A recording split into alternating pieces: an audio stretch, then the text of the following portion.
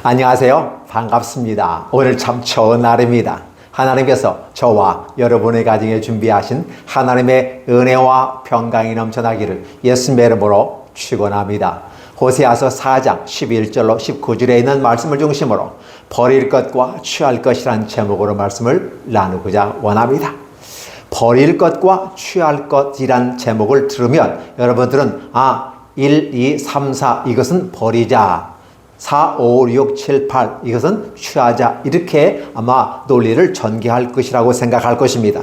그런데 저는 오늘 버릴 것과 취할 것이란 이 제목을 통해서 오늘 본문에서 나와 있는 이 부분을 크리스마스 이브 날을 맞이하면서 함께 어떻게 우리가 접목을 해볼 것인가. 즉 크리스마스가 코앞에 있습니다. 근데 성경 본문은 구약 성경입니다. 구약에 있는 이 말씀을 가지고, 특별히 선지서의 말을 가지고 어떻게 크리스마스 이것과 연관을 시켜볼 수 있을까를 생각해 봅니다. 구약이라는 개념은 하나님과 인간 사이에 속에서 1대1의 개념으로 계약을 맺습니다. 즉 선민이란 어떤 독보적인 존재로서 하나님과 함께 계약을 맺고 상호 간에 약속을 지키는 데 목적이 있습니다. 그렇게 하였을 때 그 계약이 존속되어지고 그 계약이 지속성을 따라서 법적 효력이 발생합니다. 그런데 그 약속이 깨어졌다는 것이 구약 성경에서 말하는 것이고, 바로 선지서는 그 깨어진 것에 대한 경각심을 불러일으키고 다시 회복시키기 위해서 선지자들을 통해서 말씀을 전하라는 것입니다. 여러분들은 선지서를 보면서 어떻게 읽습니까? 선지서는 하나님의 뜻을 대언하는 자로서 하나님께서 1대1의 관계로서 다시 회복되기를 원하시는 것입니다. 예를 들면 남편과 아내가 상호 결혼 서약을 하고 1대1의 관계에서 맺었던 것처럼 설령 이 계약이 파기가 됐다 할지라도 다시 회복시키자, 다시 첫사랑을 회복하자라는 것이 구약 성경입니다. 그럼에도 불구하고 이스라엘 사람들은 돌아오지 않았다. 그런 이미 한쪽이 깨어져 버린 상황 속에서 다시 회복하려고 노력하는 하나님의 몸짓, 하나님의 노력, 하나님의 수고와 인내와 그 사랑의 줄다리기를 구약으로 우리가 해석을 한다면, 오늘 이 선지서는 바로 하나님을 떠나버린 선민, 즉 북이스라엘, 그 중에서 가장 정치적, 경제적, 사회적, 문화적으로 든실하게 살아가고 있는 북이스라엘의 여로보암 2세에 치적한 가운데서 바로 나온 이 얘기들입니다. 그러니까 그들의 삶의 모든 부분은 항상 어디에 관심이 있었다라는 것을 우리가 생각해 보면, 음행과 묵은 포도주와 새 포도주가 마음을 빼앗았다는 이 표현으로 시작합니다.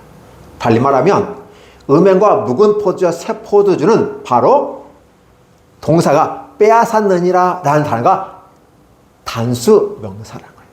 단수 동사입니다. 그러다 보니까 어떤 식의 표현이 되냐면, 단지 음행, 묵은 포도주, 새 포도주가 이게 복수 개념이 단수를 받을 수가 없거든요.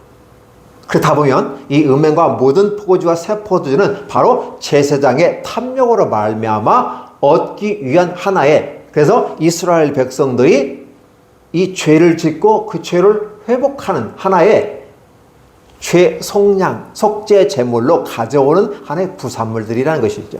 그러니까 지금 하나님이 보실 때는 이스라엘의 제사장들이 마음을 어디에다 두었다? 중이 연불에는 관심 없고 제밥에만 관심이 있다, 이런 말이 있습니다. 연불을 잘 해서 참 덕을 끼치고 깨우치는 중생 제도가 있어야 되는데, 여기에 관심 있는 게 아니라 목탁을 두드리면서 연불을 하는데 오직 시주하는 그 돈에, 연보에 마음이 빼앗겨 버렸다라고 해석하는 것과 동일하다게 보고 있는 것이죠. 그래서 결국은 4장에서는, 전반부에서는 제사장들의 실수, 제사장들의 죄악을 얘기하는 것이고, 후반부에서는 그 제사장들이 이와 같이 연불에는 관심 없고 제밥에만 관심 있는 것처럼 보이니까 일반 성도들도 아 그렇구나 이렇게 하면 쌤쌤 되는구나 이렇게 하면 다시 원점으로 돌아가는구나. 그래서 결국은 어떻게 해요? 묵은 포도주, 새 포도주, 모든 재물들 하나님이 주는 이 모든 것들을 갖다 바치면서 죄가 사해져 버리는 이런 모습으로 계속 반복되는 모습이 펼쳐지면서 중요한 것은 그들은 혼합주의 속에서 하나님을 떠났다고 말하기도 하지만 다른 종교와 혼합되어져 버린 이런 모습 가운데 신앙생활을 하고 있더라는 것이죠.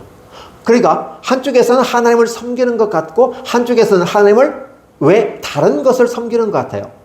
그러니까 우리도 하나님을 섬기는데 그러면서 다른 바알 섬기니까 하나님 볼 때는 이 혼합주의가 얼마만큼 악한 것인지를 보여주고 있는 것이죠. 하나님 앞에서 그 물타기 하는 작업이라고 볼까요?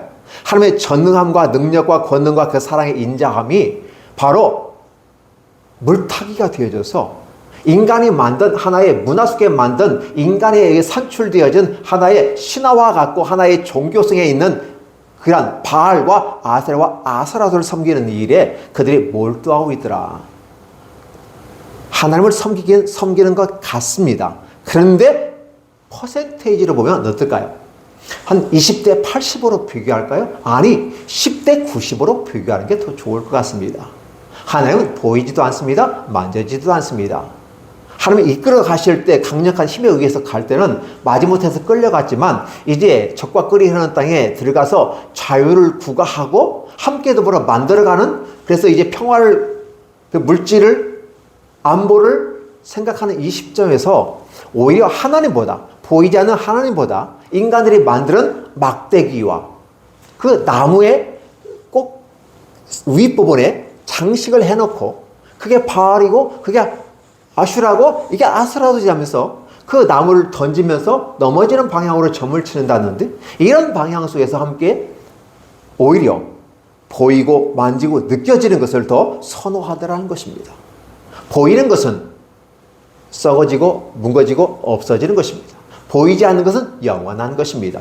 따라서 하나님의 존재 방식은 항상 어떤 것이다? 보이지 않는 하나님으로 있다. 그렇죠? 그래서 어떤 행위는 존재에 뒤따르는 부분이다.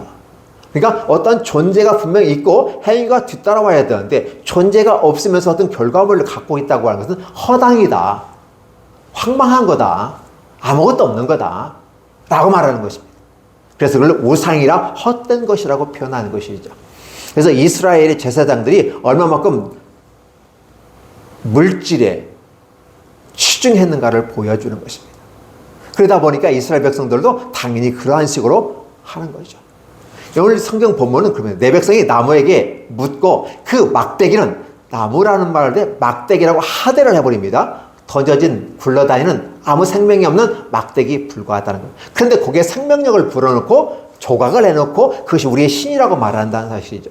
그래서 그들이 하는 행위가 음란하게 마음에 미혹되어 하나님을 버리고 음행하였습니다. 즉 하나님을 버리고 떠나 그것에 몰두하고 있는 그 모습을 보면서 제사장의 잘못에 대해서 즉 그렇게 레위의 반차를 따른 제사장은 성공하지 못했다라는 것을 보여주면서 신약에 와서 새로운 제사장이 올 것인데 그 새로운 제사장 오시는 분이 보다 멜기세덱의 반차를 주었던 메시아 예수 그리스도가 와서 친히 제사장 역할을 할 거다. 어떠한 식으로 십자가에 못 박혀 죽으시는 사건으로. 그렇기 때문에 오늘 저와 여러분들은 지금 크리스마스 바로 앞에 이브라고 하는 단어 속에서 함께 생각해야 될 일은 바로 이것입니다. 구약에서는 하나님과 이스라엘 선민과의 약속과 신혼 살림과 그리고 더 확장된 더 자유와 능력을 그리고 자원하는 것이 더 넘치게끔 만든 적과 꿀이 흐르는 땅을 주면서 어떻게 하면 1대1의 관계 속에 상호 협력하며 논의하며 에덴 동산에서 그 모습처럼 행복한 삶을 살아볼까. 즉 에덴 동산에서 그의 안식을 적과 꿀이 흐르는 땅에서 한번 취해보려고 노력했다는 것입니다. 근데 여전히 에덴 동산에서 실패했던 아담과 하와 똑같은 그 후에는 선민으로 선택되었지만 여전히 그들도 거기서는 실패했다는 것이 구약에서 정리하는 부분입니다. 그렇다 보니까 구약에서는 그나마 하나님의 노력과 수고로 말미암아 각종 논쟁, 토론, 가르침 다양한 방식으로 했지만 안 되더라. 그럼 하나님은 최후의 결단을 해야만 하는 것입니다.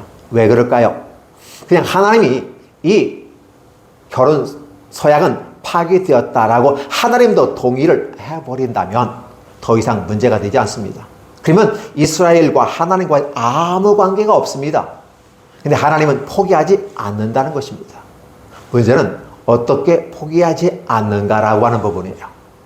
그래서 이제 이스라엘 사람들에게 가장 행복한 마음, 즐거운 마음, 그것은 어디에 포인트가 되냐? 무엇을 먹을까, 마실까, 입을까? 어떻게 우리가 안전히 보호가 될까?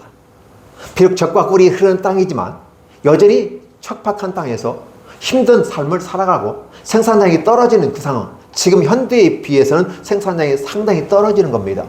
그렇음에도 불구하고 젖과 꿀이 흐르는 땅이기 때문에 상당히 좋은 땅으로 인도해 주셨지만 여전히 그들은 불안하다는 겁니다.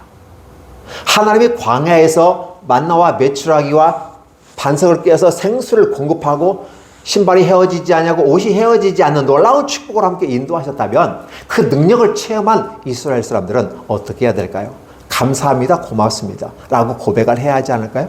그리고 더불어 광야에서도 하나님의 사랑과 은혜 가운데 임하였다면 젖과 꿀이 흐르는 땅에 가면 더 좋은 모습으로 하나님께 감사해야 하지 않을까요? 그런데 그들은 그 좋은 땅에 들어가면 들어갈수록 그들은 그 물질에 연연하고 매어있더라는 겁니다. 제사장도 그랬고 백성들도 그랬어요. 그러니까 그들의 가치와 기준은 뭘까? 보이지 않는 하나님의 가치가 아니라 하나님이 만들어주셨고 하나님이 주신 모든 이 땅의 자연 만물들이 다 뭐다? 가치가 있다. 그래서 내가 먹고 마시고 내 삶을 평안하게 할 수 있는 경제적인 어떤 백그라운드를 갖추는 것, 그리고 안보를 갖추는 이것이 최고의 관건이다. 이것만 해결해 줄 수 있다면 하나님이고 뭐고 필요 없다. 옛 신랑, 옛 남편 필요 없어. 누구든지 내가 먹고 마시고 입고 내가 삶을 살아가는데 필요한 걸 공급해 줄 수 있다면 지금 모든 거 다 바꾸겠다. 이 말을 하니까 어느 기업 회장님이 그렇더군요. 아내 외에는 다 바꿔버리자. 아내 외에는 다 바꿔봐야 살아남을 수 있다는 위기를 가지고 결국은 한 기업을 이끌어가는 걸 보았습니다. 근데 왜 아내는 안 바꿀까요? 바꿀 수 없는 거 아니겠습니까? 그렇기 때문에 절제된 언어로서 아내 외에는 바꾸지 말아야 된다는 것입니다. 그런데 이스라엘은 그 아내마저 바꿔버렸고 남편마저 바꿔버리는 것입니다. 그러니까 하나님은 이 구약에서 형벌로 임할 거다라고, 그래서 결국은 북이스라엘이 722년에 아수르로부터 멸망하고, 그 다음에 남유다는 북이스라엘의 모습을 역사를 상고한 민족은 망하지 않는다. 그래서 북이스라엘이 어떻게 멸망했는지를 한번 보고 남유다만큼은 희망을 가져볼 수 있지 않을까? 왜? 다윗의 등불을 통해서 이어가야 되니까. 그래서 남유다만큼은 그렇지 말아야 될 텐데 라는 염려스러운 모습으로 오늘 본문에서 이 얘기하고 있다는 겁니다.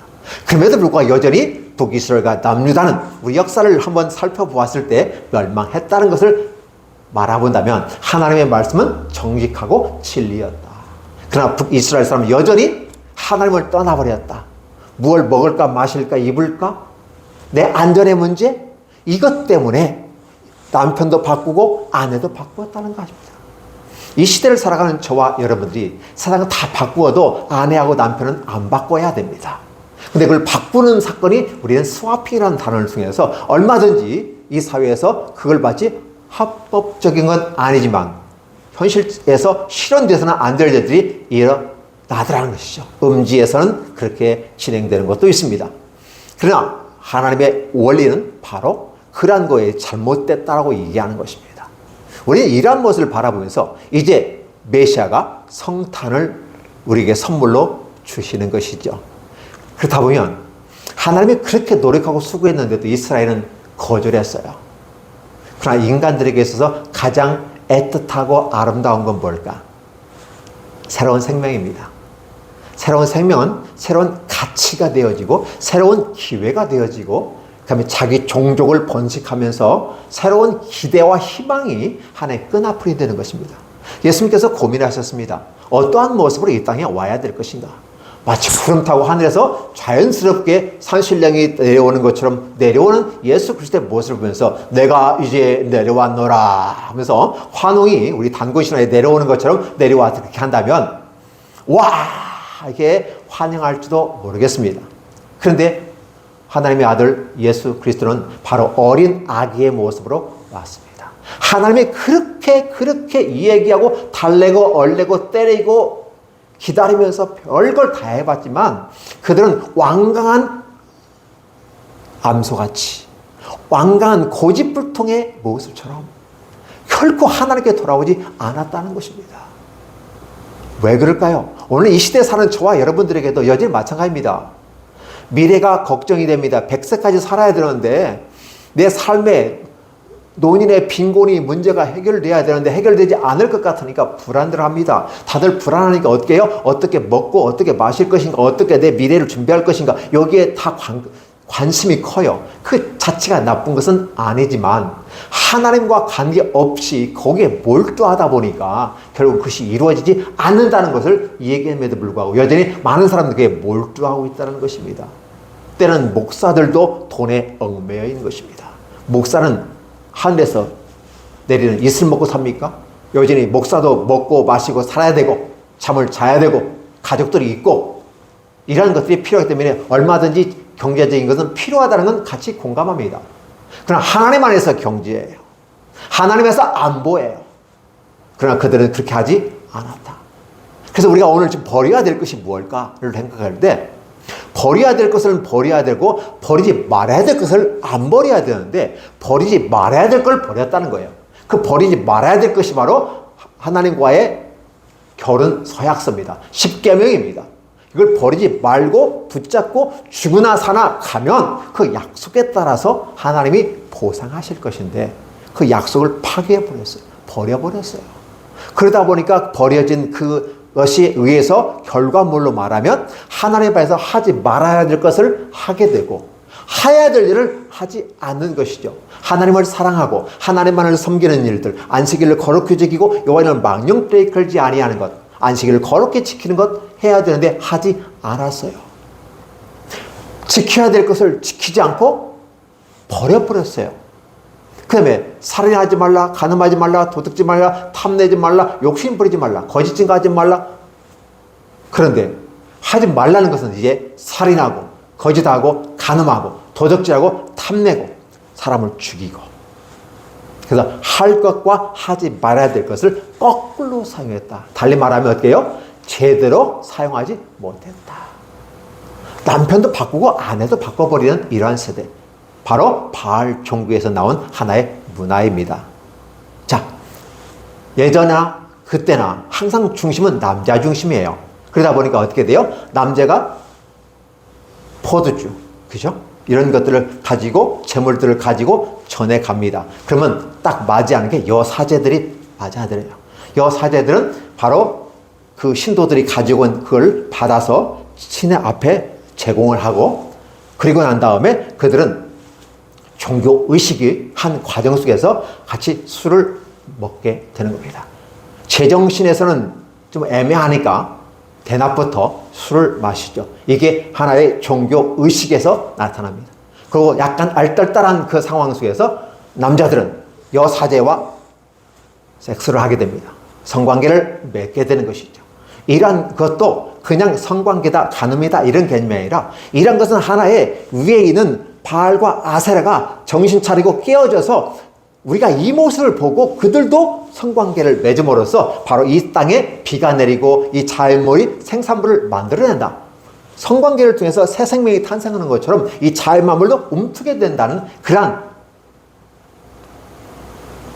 비스무리한 이론을 가지고서 만든 게 바알 종교인 것입니다. 그러니까 그들은 양심의 가책이라는 건 전혀 없어요. 그리고 제사, 예배 드리면서 술도 마실 수 있고 그 다음에 성관계도 맺을 수 있고 일석삼조가 됩니다. 그걸 즐겼다라는 것입니다. 그러니까 이 바알 종교에 빠지면 뭐가 해결이 돼요? 술 마시는 것이 어때요? 허용이 됩니다. 그리고 그 안에 성관계가 해당됩니다. 그러면서 양심의 가책을 바뀌지 않아요. 얼마나 좋은지 몰라. 이러한 상태가 발생한다. 그러다 보니까 어때요? 그의 딸들과 그의 며느리들도 음란하다 된다. 그래도 며느리와 딸들이 음란했다 하면 일반 여성들도 여전히 동일한 방식으로 하더라. 근데 그 딸과 며느리들이 나쁜 짓 하면 벌을 내려야 되는데 하나님 벌을 안 내리겠다. 아니, 질서가 무너지는데 그나마 질서를 지켜야 하지 않을까요? 남편들이야 그렇다 치더라도 왜 여자들이 그래? 요즘 시대에 그렇게 말했다간 뭘 돌 맞아 죽을 일입니다. 지금 요즘은. 그러면 예전에는 그래도 여자는 정조를 지켜야지. 우리 이조 시대에 그랬잖아요. 여자는 정조를 강조하면서 남자는 희생집에 돌아가면서 남봉꾼으로 살아도 누가 뭐라요. 그건 당연한 것이고 나중에 안 좋게 얘기하면 실거지하게 걸리는 걸로 해가지고 오히려 집에서 쫓아내버리고 이런 모습과 거의 똑같다는 것입니다.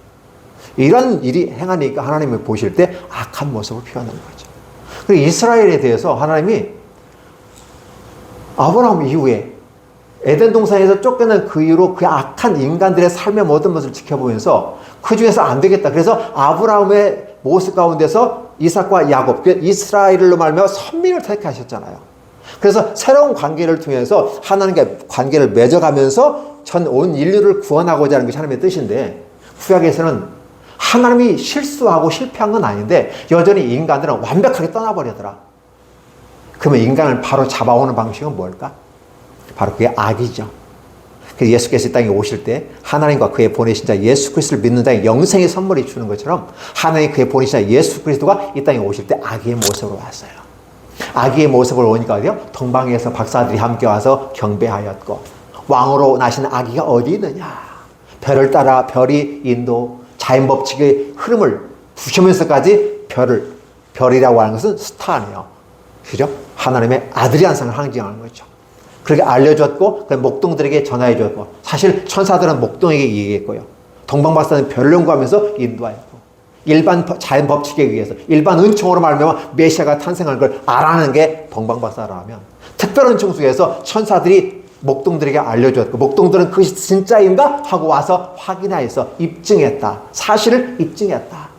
라는 것이 우리 성경에 나와 있는 내용들이 아니겠습니까? 일반 은총 속에서도 증거했고 특별 은총 속에서 증거했던 이 메시아는 아기 예수로 오셨다라는 것이 바로 크리스마스의 의미이죠.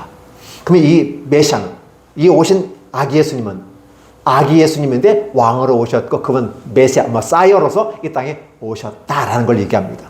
그래서 모든 사람들이 다 환영하고 박수치는 아름다운 모습. 그럼에도 불구하고 악한 자들은 여전히 악한 자가 되어져서 예수께서 탄생하신 그의 2살 이하의 모든 아이들은 다 싸그리 죽이면서 왕으로 오신 메시아를 죽이려는 어둠의 세력이 있었다라는 것입니다. 여전히 예나 지금이나 그렇게도 모든 인간들이 그 아기 앞에서만큼은 순전해지잖아요. 도둑놈인 자체라도 살인자라 할지라도 자기 자식 앞에서 어린 아이 앞에서는요 경이로움으로 바라보고 희망을 가져보지 않을까요? 내가 이 아이 때문에 도둑질을 멈춰야 되겠다. 내가 이 아이 때문에 바르게 살아야 되겠다. 이런 생각을 가지지 않을까요? 하나님께서는 그런 의미로 아마 아기 예수로 주신 건 아니겠는가? 제 개인적으로 한번 정리해 봅니다. 왜냐하면 구약을 바라보면서 느끼는 부분은 그렇기 때문에 이 크리스마스는 더 의미가 우리에게 있지 않나 생각합니다. 그래서 진짜 우리가 버려야 될 것이 무엇인가? 그것은 바로 버리지 말아야 될 것은 지키고, 그렇죠? 버리지 말아야 할 것은 지켜야 됩니다. 그러나 버려야 될 것은 버려야 된다는 거예요. 근데 버려야 될 것을 안 버리고 지키고 있고, 거꾸로 한다면 하나님 앞에 희망이 없다. 그럼에도 불구하고 하나님은 구약에서 개념으로 봤을 때 1대1의 개념으로서는 도무지 성립이 안 된다. 그래서 이제 신약에 오면서, 즉 메시아를 통해서 이제 전적으로 하나님이 다 싸그리 감싸고 가야 되겠다. 라는 부분이에요. 그래서 앞으로 오신 메시아는 십자가에 못 박혀 죽으시고 나아가서 온 인류를 구원하는 한 방식을 최종적으로 하나님이 결정을 내리고 그것을 위해서 오셨다. 그러니까 메시아가 이 땅에 오셨다는 개념은 어떤 개념일까요? 하나님의 눈물 어린 자기 희생과 아울러 모든 감싸할 수 있는 이 넓은 가슴, 넓은 마음, 그리고 그게 대가를 지불하는 모습. 그래서 모든 인류를 구원할 수 있는 구원의 길을 만들기 위해서 메시아가 오셨다는 것이 성탄절, 메리 크리스마스입니다. 여러분들이 생각하는 크리스마스는 어떤 크리스마스인가요? 주님의 하나님의 아들 예수 그리스도가 이 땅에 오신 이 사건은 누구도 환영하지 않았어요. 여관에 자리에 둘 곳도 없었어요. 그래서 겨우겨우 마옥간에서 말 구유통에 깨끗할까요? 더러울까요? 라고 질문을 하는 어린 아이가 봤습니다. 어떨까요? 구유통은 그렇게 깨끗하지 못했을 겁니다. 그럼에도 불구하고 깨끗하게 닦아내지 않았을까? 그러니까 말라버린 상태에서 깨끗하게 쓰지 않는 구유에 앉아있지 않을까? 젖은 상태로 애를 놓을 수는 없으니까. 그래서 그나마 좀 깨끗하게 닦아서 구유에 누워있다. 그러니까 어떻게 돼요? 침대 하나 없이 말 구유통에 오신 그 누구도 환영하지 않은 오심이 되었더라. 이 땅에 아기가 태어나면 미리 다 준비해서 환영합니다. 그리고 그 아이가 태어날 때와 축하합니다. 그 1월 1일 태어난 아이는요, 또 정부에서 TV 그 반영까지 해줘요. 1월 1일 몇 번에 가장 먼저 새해에 태어난 아이 해가지고 TV로 방영까지 해줘요. 근데 하나님의 아들 예수 그리스도 왕자님이 이 땅에 태어나시는데 누구도 환영해 주지 않았어요. 바로 주님께서 이러한 과정으로 낮고 낮은 곳에 임하셔서 온 인류를 구원하는 그 사랑의 아름다운 화신이 되어져서 온 인류를 구원하려는 것이 크리스마스. 이게 바로 크리스마스의 진정한 의미인 것이죠. 그래서 구약과 신약을 우리가 구별해 볼 때 구약은 1대1의 관계 속에서 서로 어떻게든지 한번 세워보려고 노력했지만 결국은 아론의 반차를 쫓는 제사장들은 개판이었다. 먹고 마시고 하나님의 거룩한 제사장으로 선별되었지만 여전히 인간의 반차를 쫓는 그런 제사장은 여전히 어떠한 길에 구원의 길에 하나의 모형은 될 수 있지만 완벽한 존재는 못 된다. 신약에 와서 바로 멜기세덱의 반차를 쫓는 대제사장으로서 예수 그리스도는 십자가에 못 박혀 죽으셔서 온전히 백성들을 살려나고 생명의 구원의 고속도로 만들어 가시는 분이다. 그래서 아론의 반차를 쫓는 제사장은 이스라엘 백성을 범죄하게 만들었고 그 범죄한 백성들은 여전히 세상의 물질로 땜빵하는 식의 삶을 살아갈 수밖에 없었지만 그러나 멜기세덱의 반차를 쫓는 제사장의 십자가의 죽으심은 한 번의 죽으심으로 하며 완벽한 구원을 이루고 우리에게 진정한 행복을 주며 진리 가운데 우리를 인도하시는 분이 메시아 예수 그리스도라는 사실입니다. 따라서 오늘 저와 여러분들에게 이 구약과 신약의 한 정점을 이루고 그래서 비포와 에이드라고 하죠. 예수님이 오신 이후에 그걸 우리 역사의 한 기점으로 보면서 2024년의 어떤 모습을 달려가고 있는 겁니다. 2003년의 마지막 바를 보면서 24년도를 향해서 가는 그 시점에 바로 메시아가 오셨다는 것이에요. 그래서 크리스마스라는 단어가 왜 하필 12월에 왔을까를 한번 생각해 보는 거죠. 꼭 12월 25일이 예수님 탄생일인가? 생일이냐 아니냐? 날짜가 좀 틀릴 수 있다. 별 얘기가 다 있으면 날짜가 중요한 게 아니죠. 중요한 것은 한 해의 마지막 부분에 왔다는 것. 그 의미가 오늘 저와 여러분에게 새롭게 다가와야만 한다는 것입니다. 한 해가 가는 이 완성, 새로운 해가 다가오는, 새로운 해를 준비하는 그 길이 메시아 예수 그리스도에서 움직여지는 것이 바로 크리스마스다. 따라서 메시아 이 땅에 오시면 새로운 희망이 열려지는 것이고 새로운 길이 열려지는데 그 길은 인간의 어떤 수고와 노력과 약속 지킴 어떤 행위에 의해서 준비되는 것이 아니라 전적인 여호와의 은혜요, 전적인 주님의 보살핌과 안내와 인도, 그것에 의해서 우리가 구원을 받을 수 있고 천국에 갈 수 있다. 다시 하나님과 하나가 될 수 있는 유일한 방법은 세상적인 방법, 어떤 가치, 그렇죠? 세상의 문화, 정치, 경제, 사회, 문화, 어떤 윤리, 어떤 것에 이루어지는 것이 아니라 오직 하나님의 사랑이라고 하는 그 부분만이 온 것을 다 감싸할 수 있다라는 것을 저와 여러분에게 보여주고 있는 것이죠. 구약의 내용은 계속 벌을 내리고 행위대로 갚겠다는 것이 그렇죠. 그래서 그들은 먹어도 배부르지 않고 음행하여도 수위가 늘어나지며 그렇죠. 근데 그 이유는 뭐냐? 여호와를 버렸다라고 말하면서 음행과 묵은 포도주와 새 포도주 지속성을 가지고 범죄를 했다라는 겁니다. 그럼에도 불구하고 하나님은 사랑하셨는데 끝까지 그들을 사랑하는 방식이 결국은 하나님이 1대1의 모습은 안 되는구나. 1대1이 아니라 감싸버려야 되겠다. 그래서 예수께서 이 땅에 오실 때 온 세상을 고요하게 다 흑암 가운데 있는 백성들을 감싸기 위해서 새벽에 오셨습니다. 그렇죠? 네. 우리는 그걸 해서 메리 크리스마스. 우리는 즐거운 크리스마스가 됩니다. 그러나 주님께서는 새드 크리스마스가 아닐까요? 네. 그분은 십자가에 못 박혀 죽으시기 위해서 오셨어요. 아기 예수님이 오셨을 때 희망으로 나오는데 예수님은 어떻게 보면 절망 가운데 오셨어요.